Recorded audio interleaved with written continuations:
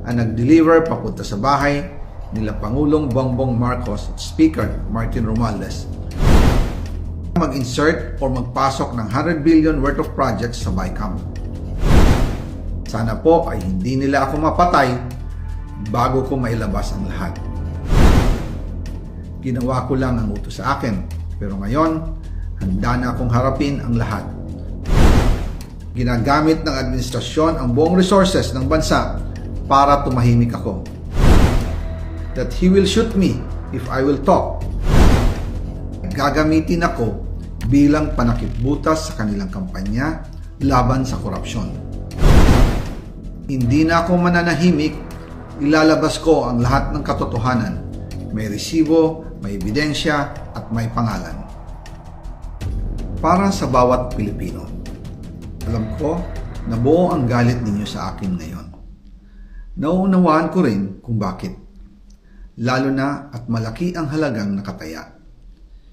Pero bago kayo humusga, hayaan ninyong ipaliwanag ko ang buong katotohanan. Matagal akong hindi nagsalita dahil may direktang utos sa akin. Huwag nang bumalik ng Pilipinas at manahimik na lamang. Umalis ako noong July 19, 2025 para sa aking medical check-up. Nakaplanong bumalik pagkatapos ng SONA ni Pangulo.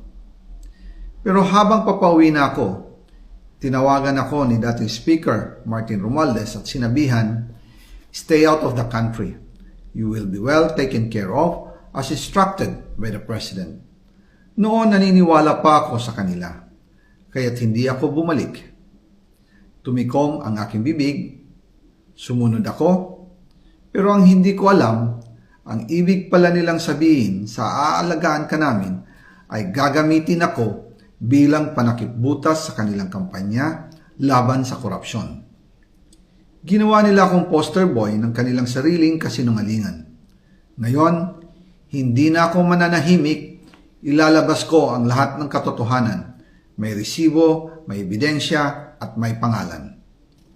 Nagsimula ito nung tumawag si Sekmina Pangandaman sa akin nung nag-umpisa ang BICAM process last year, 2024. Ang sabi niya, katatapos lang ng meeting nila ni Pangulo at may instructions na mag-insert o magpasok ng 100 billion worth of projects sa BICAM.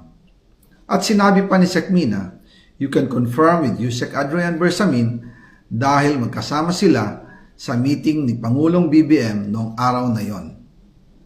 Tinawagan ko po agad si Yusek Adrian Bersamin at tinanong ko kung may instructions